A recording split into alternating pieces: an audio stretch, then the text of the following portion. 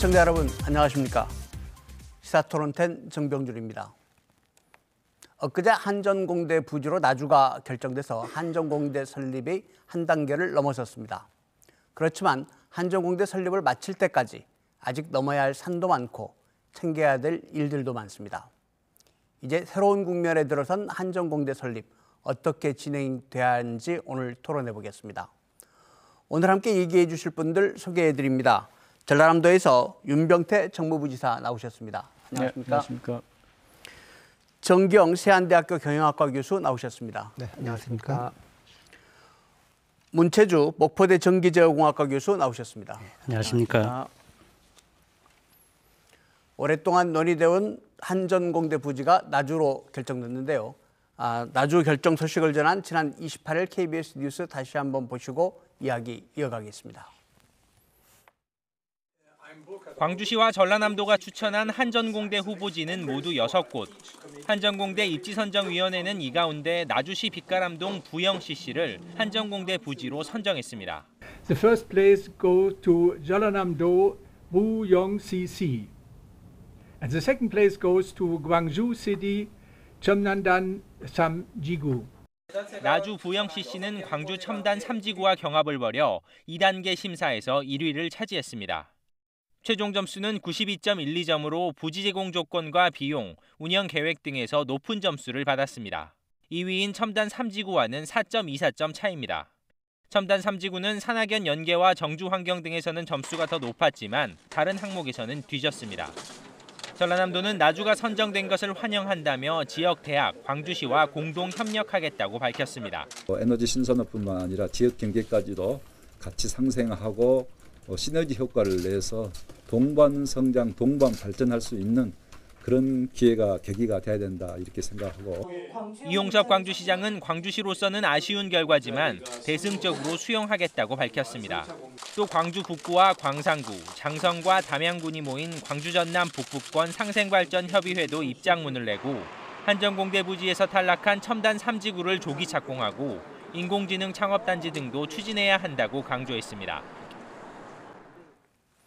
네, 부지사님, 그동안 한전공대 부지를 놓고 광주와 전남이 참 선의의 경쟁을 계속해왔는데 일단 나주로 결정됐으니까 축하드려야겠죠? 네, 감사합니다. 동시에 저희는 무거운 또 책임감을 가지고 있습니다. 네. 발표 내용을 보면 나주가 이 첨단 산주구 2위를 한 첨단 산주구보다 4.24점 차이로 예정지로 결정이 됐는데 예상보다는 좀 큰 점수 차이인 것 같습니다. 4.24점이면 나주로 될 걸 기대는 하고 계셨습니까? 어떻게 예상하셨습니까? 예, 한전공대 설립이 에너지 신산업 분야의 기술 선점을 통한 대한민국 미래 먹거리 창출의 근본 취지가 있습니다. 그렇지만 아울러 산학연 클러스터를 통한 나주 혁신도시의 완성이라는 취지도 있기 때문에 저희는 한전이 있는 혁신도시 인접지역에 대한 입지 선정에 대한 기대를 했던 것도 사실입니다. 그러나 이제 지난 12월에 광주 전남이 3곳씩 추천해서 세부 평가를 통해 입지 선정 방안이 이제 결정됨으로써 저희는 이제 이러한 기대를 버리고 저희 TF를 구성해서 입지 선정 기준에 맞추어서 어떤 최적의 입지를 발굴하고 또한 입지 선정 기준과 관련된 나주의 강점을 부각하는 데 노력을 했습니다. 네. 정 교수님 보시기에는 이번 입지 선정 어떻게 보십니까? 우선 가장 의미 있는 게 광주 전남 공동 혁신 도시에 이제 한전공대가 들어섰기 때문에 진정한 혁신 도시가 되었다라고 하는 점이 강조되어야 한다고 봅니다. 아시다시피 혁신 도시라고 하는 게 공공기관 지방 이전과 또 산학 연관이 서로 이렇게 협력해서 어떤 최적의 혁신 여건을 갖춘 미래 도시인데요. 근데 이제 산학 연관의 가장 기본이 되는 플랫폼이 대학이거든요. 여기에 이제 세계적 수준의 대학이 들어온다면 그 플랫폼 자체가 굉장히 굳건해지는 거라고 생각을 합니다. 네. 그런 점에서 이제 아마 혁신 도시가 이제는 명실상부하게 지역 발전을 선도하는 좀 고점 도시가 될 이제 가능성을 가지고 있다라고 하는 점에서 의미 있는 그런 선정이었다고 생각을 하고 있습니다. 네. 문 교수님께서는 이제 전공이 또 전기 제어 공학이시다 보니까 특별히 관심이 또 많으셨을 것 같은데 이번 부지 선정 어떻게 보고 계십니까? 네, 저희들이 보기에는 이제 조금 전에 정기영 교수님이 말씀하셨듯이 나주 부영 CC가 한전 본사하고 그 혁신도시란 한 울타리 안에 있게 됨으로 해서 얻어지는 여러 가지 장점들 중에서 가장 중요한 것이라고 생각되는 게 이제 한전에 그 본사가 있으면 현장 문제랄지 신기술을 어떻게 적용할까 고민하는데 이게 거리적으로 근거리에 있기 때문에 예를 들면 뭐 점심을 식사를 같이 하면서 토론도 할 수가 있고 그리고 새로운 테마에 대해서 교수하고 현장 실무자하고는 바라보는 시각이 틀리기 때문에 이러한 그 아이디어를 상호 교류하기도 쉽고 또 그로 인해서 새로운 그 효율성 부분이 굉장히 개선이 됩니다. 그래서 따라서 한전이 지금 추진하고 있는 4차 산업혁명 기술이 있습니다. 이것을 어떻게 접목을 해서 디지털 변환 시스템을 개발할 거냐 고민을 많이 하고 있는데 이런 부분들이 빠르게 추진될 것으로 기대가 되고 따라서 부영CC가 최고의 그 선택이라고 생각이 됩니다. 전라남도에서 부지사님 모시고 또 전남 지역에서 활동하시는 교수님들 모시니까 당연히 이 지역이 가장 좋은 부지였다 이렇게 말씀하시는데 솔직하게 좀 이 부지가 가지는 무슨 결점이랄까 이런 건 없습니까? 저희들이 보통 연구를 할 때 아이디어가 떠오르지 않으면 산책을 주로 많이 합니다. 네. 그러는데 나주 부영CC의 그 말씀하신 약점이라고 하는 것은 그 수목이 그렇게 많지 않다는 거. 최근에 조성이 된 골프장이기 때문에 수목이 많지 않아서 그런 부분은 조금 부족하지 않나 싶습니다. 네. 한전 그 추진인가요? 거기서 결정한 내용을 보면 이 산학연 연계가 첨단 3지구에 비해서 좀 부족하다 이런 평가를 했거든요. 이 부분은 어떻게 보완해 나가야 할까요? 일단 산학연 연계 부족한 부분은 저희들이 아까 산학연 관련해서 인프라가 부족합니다. 아시다시피 첨단 3지구 같으면 각종의 국책 연구기관 분원들이 5개나 와 있고요. 거기에 그 지스트도 있고 또 가깝게는 전남대도 있기 때문에 연계하기가 굉장히 용이합니다. 아까 소위 말씀드려서 저희들이 보통 새로운 제품을 개발할 때는 연구 개발 그 다음에 시험하고 인정을 받은 다음에 실증을 하고 제품을 양산하는 이런 시스템을 갖추는데 앞부분에 해당된 부분들이 강주가 갖고 있는 장점이기 때문에 아마 더 평가 점수가 높게 산정됐을 거라고 예상은 하고 있었습니다. 예, 이와 더불어서 정주여권 문제도 지적이 됐는데 이 부분은 차근차근 계속해서 또 대비를 해야 될 부분이니까 얘기를 나눠보도록 하겠습니다. 일단 부지로 다시 좀 돌아가서요. 부지사님, 이쪽 부지가 좀 다른 대학, 지역민들이 시도민들이 기대한 것보다 좀 작다 이런 얘기도 있거든요. 지금 예정된 부지가 40만 평방미터죠. 네, 그렇습니다. 어떻게 생각하십니까? 이게 작습니까? 이제 뭐 포항 공대와 이제 비교를 해서 네. 이제 비교를 해서 보면 포항 공대가 약 167만 제곱미터거든요. 네. 이제 거기다 보면 지금 현재 한전 공대 부지는 대학 부지 40만 제곱미터에 이제 클러스터 그다음에 연구소 부지 80만에서 토탈 120만 제곱미터니까 네. 조금 이제 그런 이야기는 나올 수 있다고는 볼 수 있습니다만 지금 대학 그 자체의 설립의 어떤 방향성이 작지만 강한 대학으로 가기 때문에 뭐 큰 문제는 없다고 봅니다. 작지만 강한 대학. 예. 이제 이런 얘기들이 나오기 시작한 게 사실은 작년에 발표된 중간 보고서, 대학 설립을 위한 중간 보고서가 이런 내용들을 담고 있는 것 같은데 어떻습니까? 지금 대학을 어떻게 만든다라는 게 확정이 돼 있습니까? 중간 보고서에 따라서? 중간 보고서에 보면 이제 네. 1단계에서 이제 그 학생 어떤 규모를 이제 1000명 수준으로 시작을 하고요.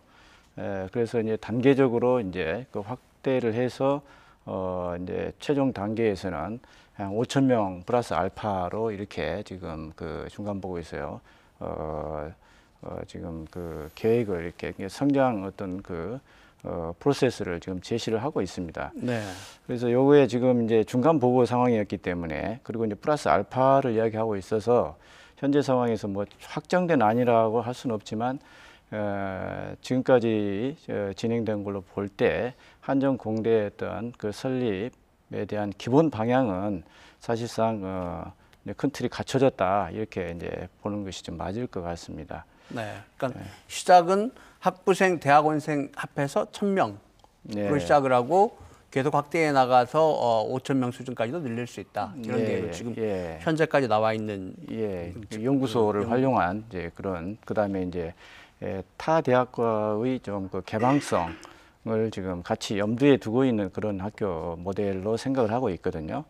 그래서 그걸 포함하면 5천 명 수준까지 지금 염두에 두고 지금 학교 발전 계획을 마련한 걸로 이렇게 알고 있습니다. 네, 일단 학교는 한 학생 1,000명에서부터 시작을 할 것 같은데 정 교수님께 질문 하나 드리죠.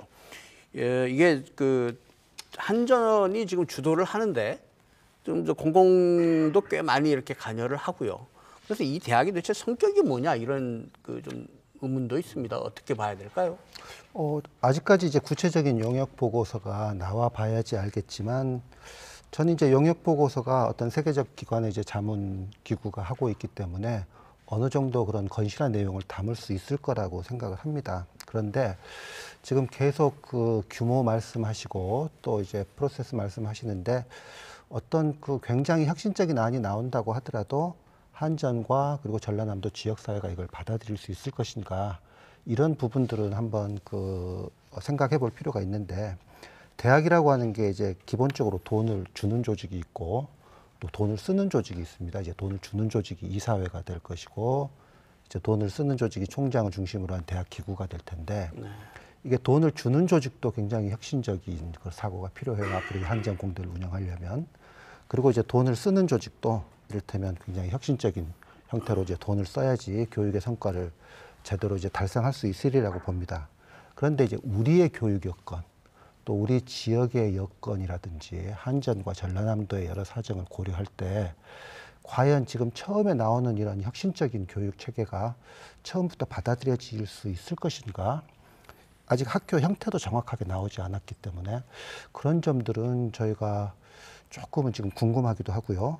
그런 점에서 이제 이사회 구성이라고 하는 거, 그게 이제 첫 관건이 되겠죠. 이제 그걸 통해서 우리가 한전의 어떤 정체성, 이게 과연 한전 중심의 사립대학이냐, 아니면 어떤 새로운 형태의 관과 그 기업이 참여하는 새로운 모형이 될 것인가, 이런 것들은 좀 추가적으로 앞으로 용역 보고서가 나와야 될 테지만 아마 제일 중요한 것은 이사회의 구성이라든지 그리고 총장의 선임, 그리고 총장이 가질 수 있는 권한, 이런 것들이 담겨질 수 있을 것이라고 보는데요.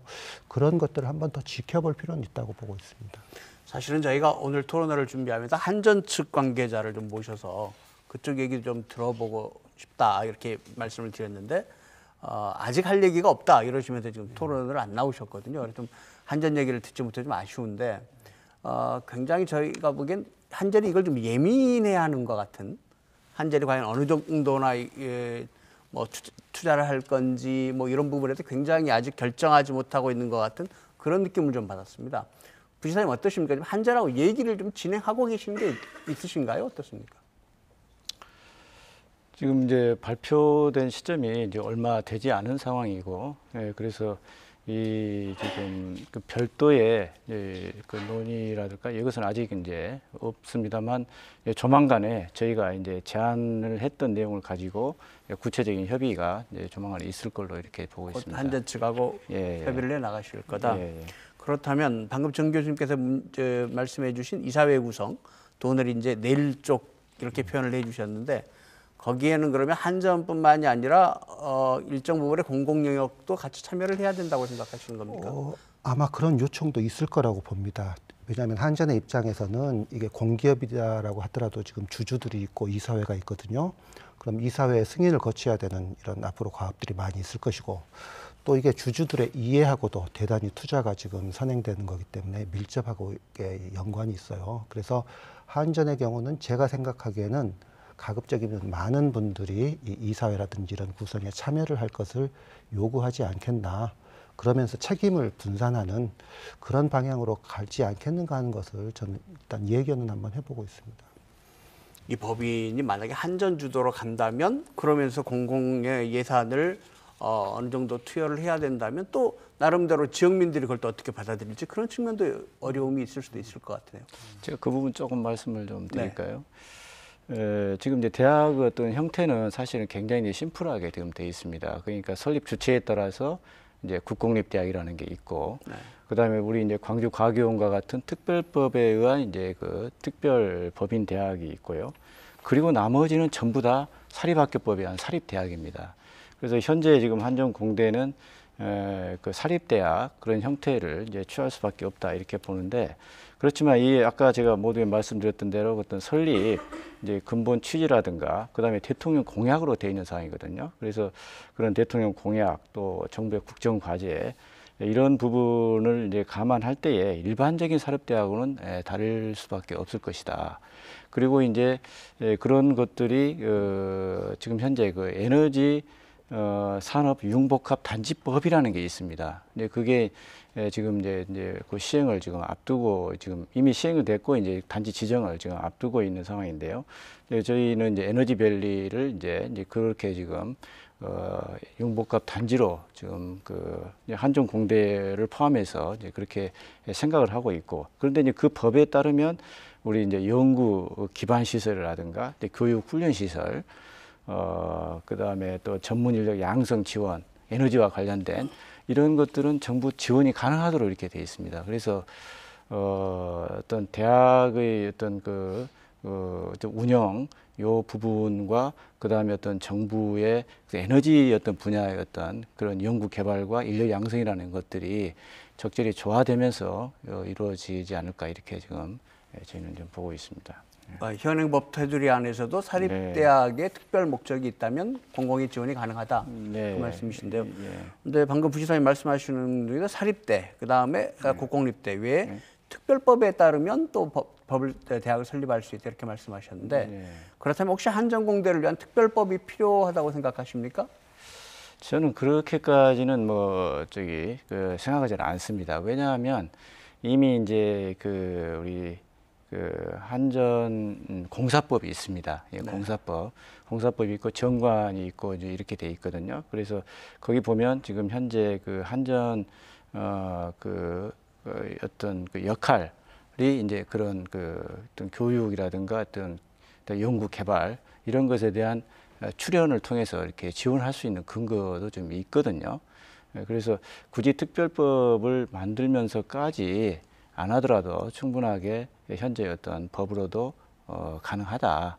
뭐 필요하다면 좀 더 명백하게 하기 위해서 좀 그 현재 한전공사법이나 이런 부분에서 좀 명확히 할 수 있는 부분은 있겠지만 현재 법으로도 상당히 이제 가능은 하다 이렇게 보고 있어서 굳이 또 법을 만드는데 많은 또 그 시간과 또 노력이 또 소요될 수밖에 없는 그런 상황인데, 2022년 어떤 3월 개교라는 차원에서 굳이 가능한 방법이 있는데 어려운 길을 택할 필요는 없겠다. 저는 그렇게 보고 있습니다. 네. 한전에서 한전공대에 돈을 대는 데는 이사회나 주주의 설득이 필요하고, 또 공공영역에서 국가 예산, 지방자치단체 예산을 또 내는 데는 지역사회 주민들의 동의가 또 필요하고 또 그런 상황이군요. 이 문제를 앞으로 좀 잘 풀어가야 할 텐데, 다시 좀 아쉬운 말씀입니다. 한전 측에서 오늘 나오질 않으셔서 앞으로 도에서 좀 이 문제를 잘 풀어가시길 바라겠습니다. 네, 저희 얘기를 좀 바꿔서요. 우리가 기대가 크니까 이 한전공대 앞으로 어떻게 했으면 좋을지 좀 얘기를 해봐야 될 것 같은데, 일단 교수님들께 좀 질문 드리겠습니다. 좋은 교수님들, 그다음에 좋은 학생들이 일단 많이 와야 좋은 학교가 되지 않겠습니까? 일단 교수님들 문제부터 한번 얘기해봐요. 어떻게 해야 좋은 교수님들을 많이 모실 수 있을까요? 지금 훌륭한 교수들을 모시는 게 이제 가장 선결돼야 할 과제인데, 지금 이렇게 보도에 나오는 거 보면 그 처우 문제, 최고의 대우를 해주겠다 이런 얘기들이 많이 나오고 있습니다. 그런데 사실 이건 핵심이 아닐 거라고 저는 생각을 해요. 왜냐하면 그런 처우보다도 이게 지금 이공계 대학 그리고 첨단 대학이다 보니까 연구에 필요한 장비라든지 연구비가 바로 조달될 수 있는지, 그리고 지속적인 연구가 가능하고 거기에 대한 시드머니라든지 또 자기가 아무 지장 없이 연구에 전념할 수 있는 이런 환경, 이런 것들이 최근 들어서 이런 연구 중심의 교수들이 바라는 사항입니다. 그건 아마 이런 처우보다 더 우선하는 경우가 많거든요. 그런데 이제 아시다시피 사립학교로 출발한다고 하셨는데, 그런 것들을 충분히 충족시켜 줄 수 있을 만한, 그것도 대학 초기에 이런 것들이 과연 관건이 될 거라고 생각을 하고, 또 학생도 마찬가지입니다. 굳이 학령 인구가 많이 감소된다고 하는데, 그 말은 전체적인 학령 인구도 감소되지만 사실 우수한 신입생 자원도 계속 줄어들고 있거든요. 그런 자원들을 가지고 지금 뭐 말씀하신 특별법에 의한 카이스트나 포스텍, 뭐 유니스트 이런 대학들과 경쟁해야 됩니다. 그럴 뿐만 아니라 지금 자연계 학생들이 지금 사회 문제가 되고 있는 뭐 의대 쪽으로 진학하는 이런 학생들도 우리 쪽으로 이렇게 돌아올 수 있게 해야 되는데 지금 또 최근 들어서 뭐 제가 보도를 보면 무료 등록금 그리고 뭐 기숙사 무료 제공 이런 것들은 사실 큰 당근은 아니에요. 그렇다면 정말 이 학생들의 미래에 대한 비전과 가능성 이걸 한전공대가 어떻게 지금 빠른 시간에 충족시켜 줄 것인가. 그러니까 어떤 처우나 대우보다는 좀 더 큰 것들을 우리가 지금 제시할 수 있는 노력을 해야 된다. 그런 생각을 하고 있습니다. 네. 문 교수님 의견도 좀 들어보겠습니다. 초기에는 우수 학생을 모집하기가 쉽지 않을 겁니다. 그래서 제가 알기로는 전남 인재 육성 장학기금이라는 게 있는데 대략 현재 한 500억 규모로 알고 있고요. 이걸 조금 초기는 활용을 하는 게 바람직하다 이렇게 생각을 합니다. 특히 이제 우수 학생이 오려고 하면은 취업 연계 프로그램이 잘 만들어져 있어야 됩니다. 예를 들면 연구소나 기업에 연계되는 그런 프로그램도 만들어야 되고, 그다음에 고교생들에 대해서 이제 장학금이나 해외 연수비를 주어서 아까 같이 그 우수성을 알려주고, 그다음에 이제 소위 말하는 그 국내외 경진 대회 같은 것을 수시로 개최를 해서 국제적인 그런 홍보를 조금 같이 겸해서 해야 되지 않겠나. 그래서 이런 비용은 초기에는 우리가 그 장학기금을 이용을 해서 조금 활성화가 하면 이런 부분이 좀 보완이 되지 않을까 그렇게 생각을 합니다. 네. 그러니까 결국은 뭐 학비 면제 또는 교수님들의 처우 개선 이런 것도 중요하지만 그보다는 교수님들의 입장에서는 연구 여건을 잘 만들어 드려야 되는 부분, 학생들은 향후에 졸업하고 난 뒤에 취업 문제를 어떻게 해결해야 될 것인지 이런 것들이 굉장히 중요하다는 말씀이신데요. 사실은 이제 한전공대가 생기기 전에도 에너지 관련 학과들이 많이 있거든요. 그 우리나라에도 그렇고 그다음에 이제 사실 우리 문 교수님 계신 목포대에도 있고 전남대에도 있고 다 있거든요. 이런 대학들하고 이 새로 생기는 한전공대가 어떻게 차별화해야 할까요? 어떤 부분이 있을까요? 현재 그 특성화 대학은 아시다시피 5개가 있습니다. 전국에? 전국에 5개가 있는데 대전에 카이스트가 있고요. 네. 포항공대가 있고, 그다음에 광주에 지스트가 있고, 대구에 디지스트가 있고, 울산에 유니스트가 있으니까 5개 대학이 있는데 가능하면 이 기존의 5개 특성화 대학하고 중복이 안 되도록 최대한의 배려를 해서 그런 학과를 만들어야 됩니다. 예를 들면 최근에 와서 정부가 수소 경제를 추진하는 바탕이 되는 수소 시스템이랄지 또 빅데이터 갖고 얘기가 많이 나오는데 그 데이터 사이언스 학과랄지 최근에 각광을 받고 있는 그 AI 인공지능에 관련된 학과랄지 또한 저희 에너지 쪽에서 보면 가장 큰 화두 중에 하나가 초전도체입니다. 그래서 초전도 뭐 공학을 전공하는 학과를 만들지 이렇게 해가지고 하면 기존에 있는 대학하고는 다른 그런 학과를 신설하고 있을 것 같고요. 또 하나를 예를 들자면 이제 포항공대가 방사광 과속기 연구소가 있습니다. 거기도 굉장히 큰 부지에다가 그걸 연구를 하고 있는데 한전공대에도 이런 랜드마크형의 연구소를 조금 하나 만들어야 되지 않겠느냐. 그래서 아까 제가 조금 전에 말씀드린 그 4개 학과 관련해서 그 중에 하나라도 이런 랜드마크형 큰 연구소를 하나 구축하는 게 가장 필요하지 않느냐. 그러면 기존에 있는 특성화 대학하고도 충분히 차별성을 가질 수 있을 거라고 그렇게 생각을 합니다.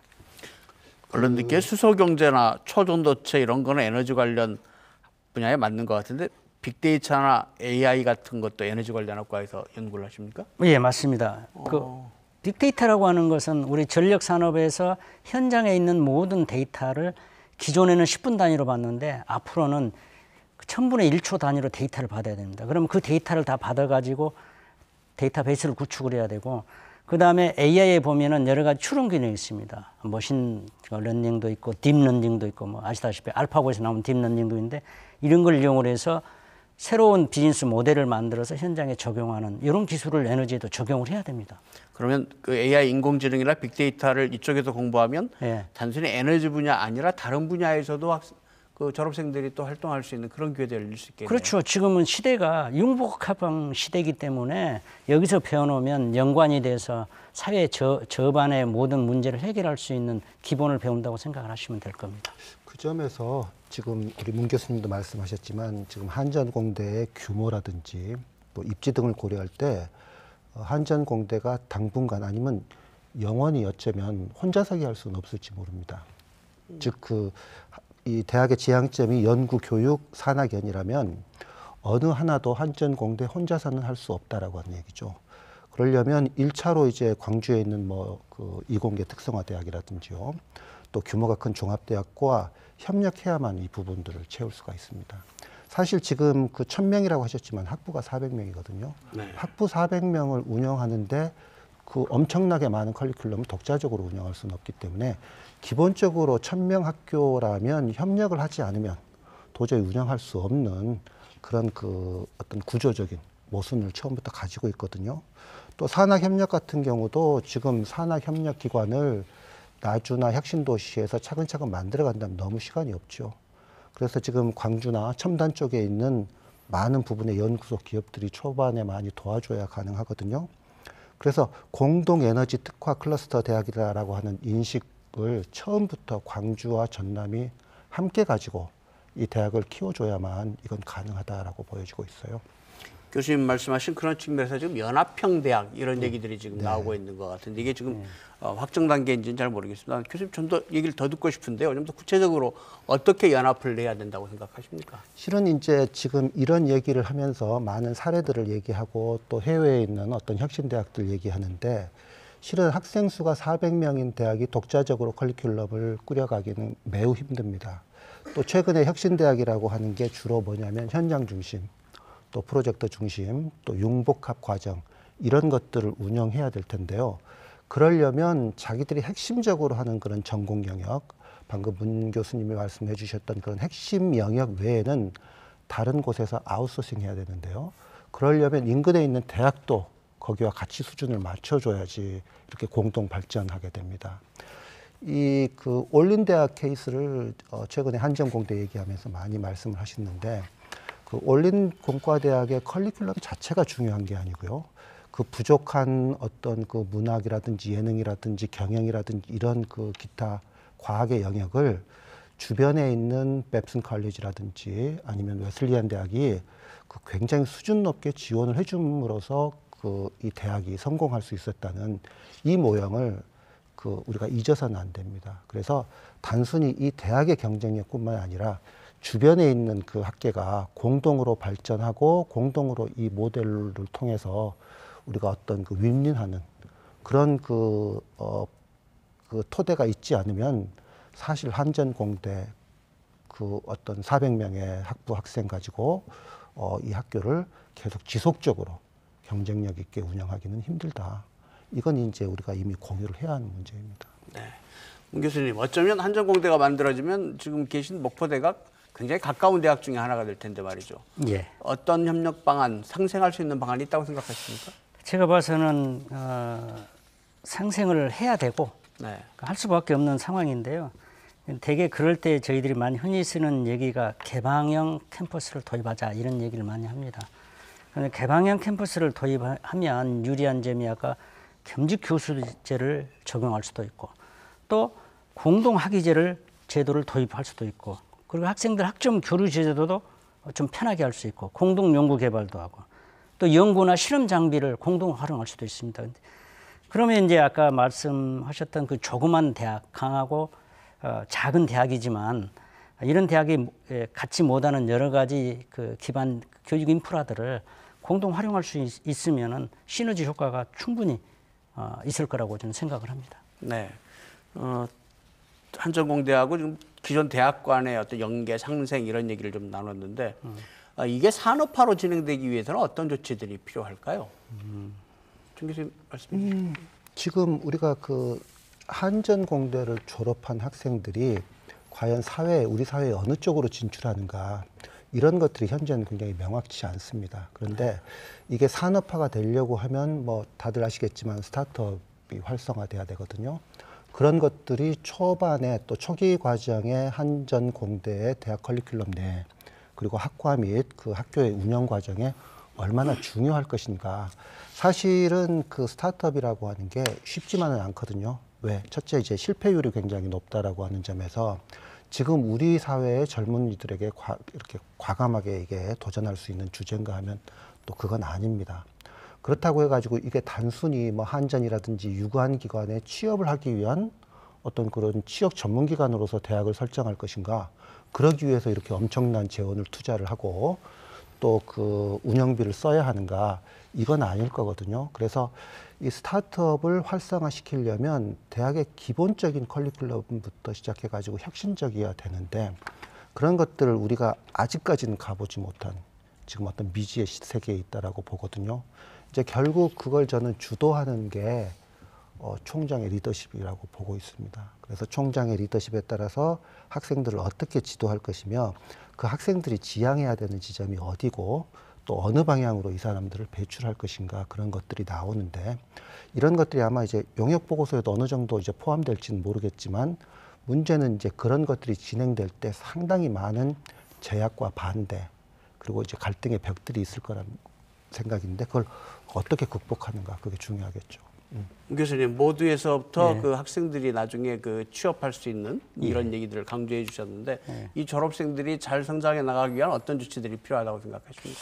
그 가장 중요한 것은 그 현장 경험, 현장 능력입니다. 그래서 저 세계적인 대학들을 보면 대개 교육 과정 중에 그 프로젝트라는 컨셉을 많이 적용합니다. 그래서 실제 자기가 현장에 일어나는 어떤 저 모티브를 가지고 프로젝트를 구현을 하다 보면 그 기술적인 어려움을 느끼게 되고 이것을 극복하는 어떤 방법론을 스스로 터득하게 됩니다. 그래서 이런 것들이 기반이 돼야지만이 아까 말씀드렸던 취업하고 연계가 그리고 적어도 한전공대는 연구중심 대학으로 가야 되기 때문에 그쪽에 관련이 돼가지고 새로운 학문에 대한 새로운 지식에 대한 욕구가 만들어져서 그걸로 인해서 그 학생들이 충분한 지식 습득이 되지 않을까 그렇게 생각을 합니다. 네. 그 부분을 조금 제가 네. 이제 그 한전공대 어떤 관련된 부분 중에 이제 산학연 이번에 평가에서도 이제 그 부분이 굉장히 높은 비중을 차지했고 저희가 이제 1차 평가에서 조금 광주에 뒤진 하나 어떤 부분이거든요. 그래서 저희 그는 이제 하여튼 그 이 산학연과 관련된 부분에 대해서 크게 관심을 갖고 저희도 생각을 하고 있습니다. 그래서 이 산학연에 대한 부분이 저 한전공대는 공대대로 어떤 그 연구 어떤 개발과 이런 그 연구 지향성을 하되 또 다른 그 대기업이라든가 또 혁신형 또 중소기업 이런 것들이 인근에 같이 집적돼 가지고 그런 클러스터를 좀 유지를 해야 된다고 보고요.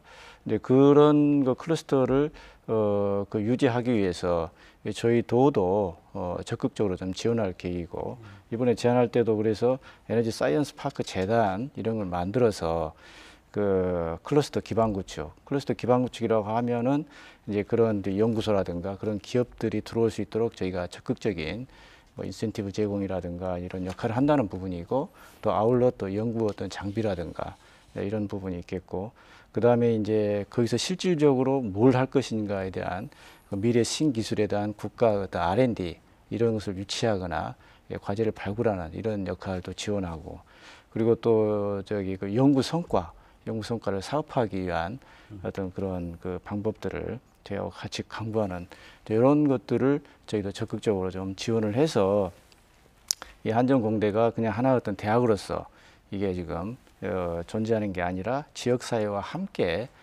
존재하고 그리고 지역의 인재들이 공부하고 그리고 또 연구소에 또 취업을 하고 거기서 또 어떤 창업을 통해서 또 기업을 또 육성해 나가고 그래서 교육과 취업이 같이 이루어지는 그런 측면에서 지금 대학과 함께 그 산학연 클러스터를 완성하고 그걸 제대로 구축하는 게 중요하다. 이렇게 좀 말씀드릴 수 있겠습니다. 말씀 들어보면 지역사회 내에서도 그렇고 기대는 굉장히 큰데 구체적으로 그림은 아직 좀 정확하지 않은 좀 이런 상황인 것 같습니다.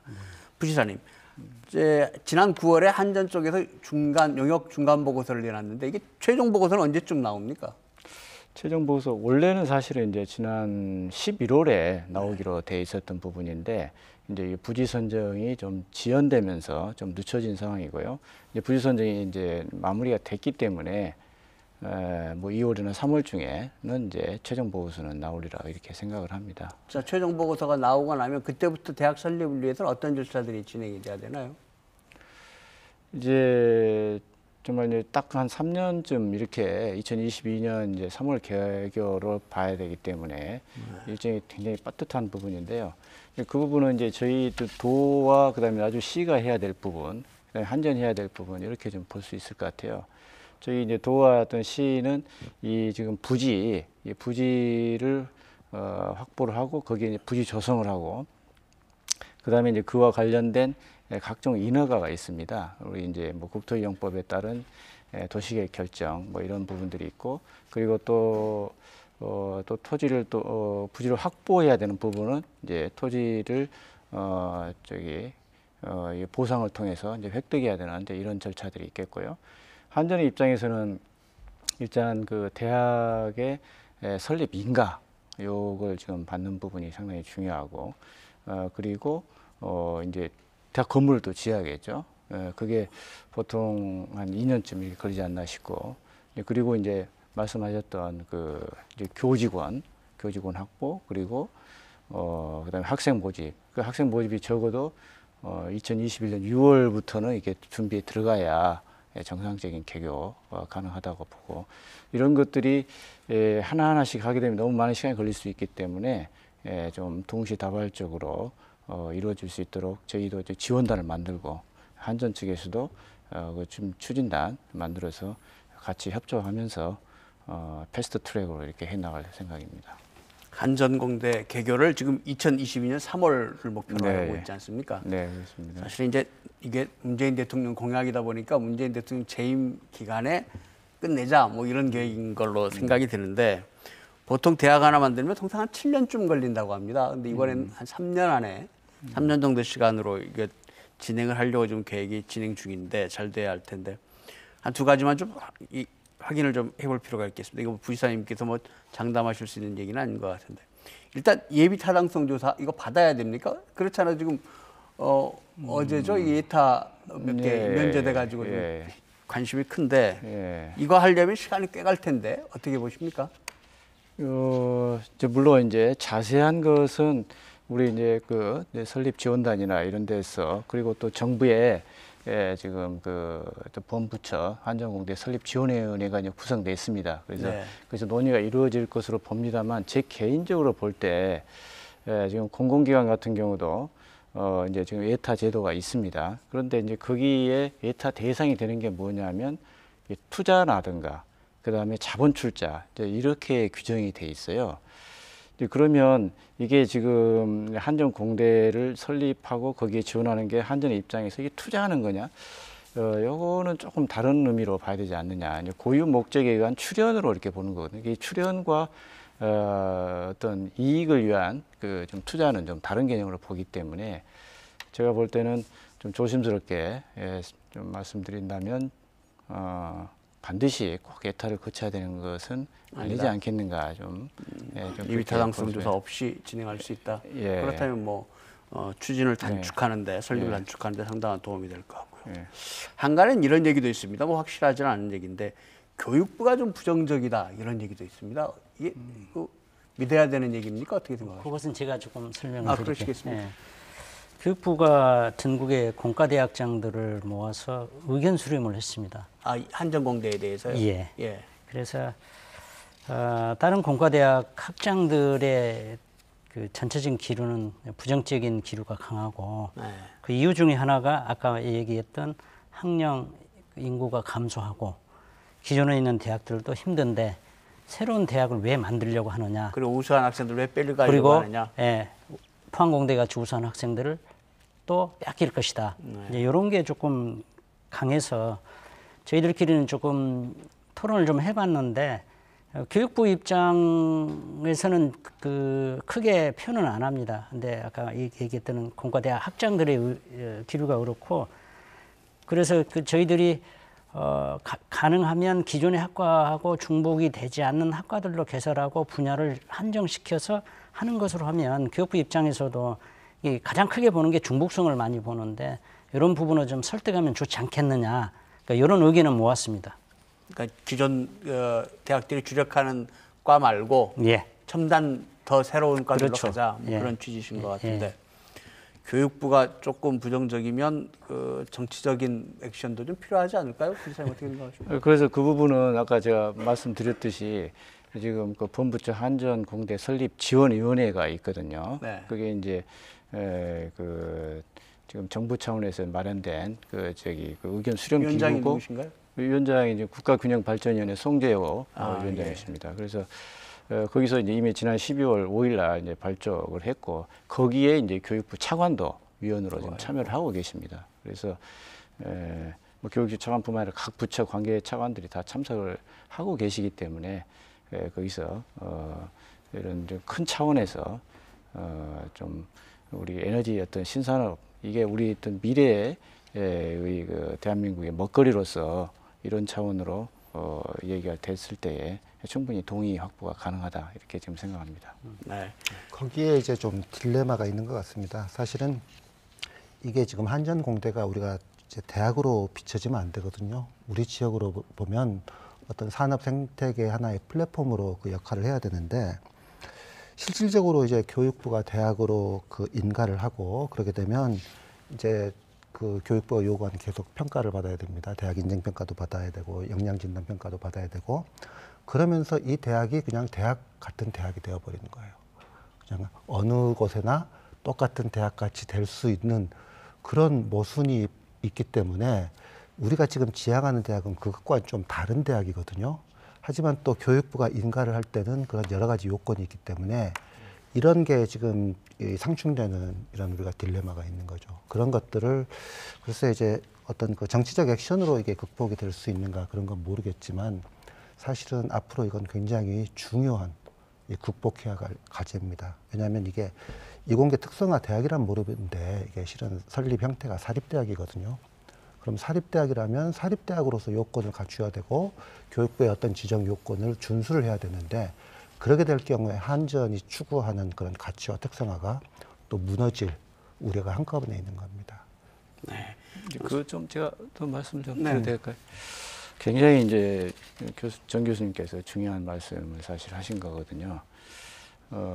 이제 대학은 대학인데 어떤 그 특성을 살려야 되는 그런 거고, 또 한전공대의 어떤 설립 취지 자체가 지금 그냥 대학 하나 만든다 이게 아니고, 지금 그 여러 가지 지금 그 어떤 그 개방형 연합형 대학, 그다음에 또 이게 지방 그 지역 혁신을 또 주도하는 또 산학견을 하는 또 글로컬 대학, 이런 부분들을 포함하고 있는 새로운 모델이라고 볼 수가 있거든요. 그런데 그걸 제대로 살려면 이제 그 일반적인 어떤 면에서 관리에서는 좀 벗어나야 한다, 이런 측면이고, 그래서 제가 이 한전의 입장에서 대학 설립하는 데는 직접적인 어떤 뭐 법적 근거가 있으면 좋겠지만 없어도 가능하다고 본 게, 출연이나 이런 것들은 가능할 수 있지만 문제는 이제 법적인 위치 설정을 할 때에 사립대학이라 하더라도 그 사립대학 어떤 지원과 이런 부분들이 어디에 근거하느냐에 따라 조금 다릅니다. 처우가 그 관리가. 이제 그게 이제 예를 들면 이제 한국기술교육대학교인가요? 그거는 사립대학입니다. 그런데 사실상 여러 가지 어떤 정부 어떤 지원을 받고 있으면서 교육부하고는 약간 좀 거리가 좀 있는 거거든요. 왜냐하면 그 대학은 이제 고용부의 어떤 그 소속된 그런 대학이기 때문에, 그래서 이제 그 한전 공대도 또 한전 또 설립법, 한전 공사법에 좀 더 명확한 근거를 둔다면 한전 공사법의 또 관리 주체는 이제 산업부가 되거든요. 그러면 에너지 특성화 대학, 그리고 또 새로운 모델로서 어떤 대학, 이런 것들을 좀 유지하지 않을까. 그런 면에서 어떤 법적인 어떤 근거를 확보하는 것은 상당히 좀 의미가 있다고 봅니다. 기존 사립대학하고 다른 새로운 위상을 갖는 그런 대학이 만들어져야 되겠다. 네, 그 부분은 아주 중요한 부분이라고 봅니다. 네, 거기에는 저기 또 이 한전이요 기존에 국제원자력 대학원대학교라는 걸 만들었어요. 그래서 그 발전 자회사 분리를 하면서 지금 한국수력원자력으로 소속이 바뀌어 있는데 부산에가 있습니다. 그래서 예전에도 그 한전이 그 국제원자력 대학원대학교를 만들어서 이미 그 운영을 한전이 하고 있기 때문에 지금 하는 것은 아마 반복된 그런 상황이기 때문에 그 설립하는데 큰 문제는 없지 않을까 그렇게 저는 생각을 합니다. 기존도 했기 때문에. 네. 욕심은 많아다 한전공대가 정말 잘 되고 또 예. 그런 특별한 기능을 갖는 좋은 대학이 됐으면 좋겠는데 또 한쪽에서는 지역사회 부담을 좀 각각 줄였으면 좋겠다 이런 기대도 있을 수밖에 없거든요. 근데 이게 지금 건립 비용이 5천억, 예. 그다음에 1년 운영비가 500억 이렇게 나와 있는데 지역에서 공공자금으로 어느 정도나 감당을 해야 할까요? 그게 얘기를 지금 하실 수 있으시겠습니까, 부지사님? 입장만 얘기를 해주시죠. 입장. 예, 저 이제 뭐 그 입장을 말씀드린다면 예. 이 한전공대가 성공적으로 그 됐을 때에 그 효과는 우리 지역 사회에 많은 부분이 귀속이 되고 향유가 된다고 봅니다. 물론 이제 그것 때문에 설립하는 건 아니고 아까 말씀드렸듯이 계속 우리 국가적인 어떤 전략 차원에서 이루어지는 건데 실질적인 효과는 사실 지역사회가 많이 향유할 수밖에 없는 부분이고 그 차원에서 본다면 그 한전공대의 성공과 어떤 지역은 상당한 이제 운명 공동체라 저는 그렇게 생각하고 좀 적극적인 자세를 가질 필요가 있다고 봅니다. 좀 예를 들면 광주과학위원이 설립될 때 이게 이제 특별법에 의한 사실은 이제 그 국립대학이나 다름없는데 울산시가 부지 제공하고 또 운영비도 대학 발전기금도 지원하는 그런 사례도 있거든요. 그래서 어떤 세계적 수준으로 한전공대 성공하기 위해서 도나 뭐 저희 나주시에도 일정 부분 지원하는 것을 좀 충분히 생각할 필요가 있다고 생각하고요. 그리고 또 그 재원이 투입되더라도 이게 그냥 단순히 뭐 한전에 뭐 지원하는 이런 것은 아니고 또 지역 발전과 직접 도움이 되는 어떤 그 산학형 클러스터의 생태계를 조성한다거나 그다음에 지역 우수 인재 또 양성 또 유치 이런 데 또 활용이 될 수 있기 때문에 충분히 어떤 그 지원의 필요성은 있다 이렇게 봅니다. 한전공대 쪽에 뭐 이제 클러스터 얘기하셨으니까 그 생태계 쪽에 지원하시는 거 외에 그거는 뭐 한전하고 생협이 하실 것 같고 주변 여건 아까 정주 여건이라든가 이런 것들도 필요하지 않겠어요? 이건 아마 공공에서 전담해서 하셔야 될 것 같은데 그런 부분은 어떤 계획을 갖고 계십니까? 정주 여건은 사실 나주가 이제 뭐 지방이라고 그래서 이게 지금 이제 정주 여건이 나쁘다라는 좀 약간의 어떤 선입관은 좀 있는 것 같습니다. 그런데 실제 이미 이제 한정대에 위치할 지금 나주 혁신도시는 그 3만 명 이상이 지금 이제 거주하는 혁신도시에 지금 바로 지금 인접해 있는 이제 그런 부분이기 때문에 사실 뭐 공공시설이라든가 그다음에 뭐 주거 아파트 같은 이제 주거 특히 이제 정주 여건에서 중요시하는 부분이 의료시설, 그다음에 교육시설이거든요.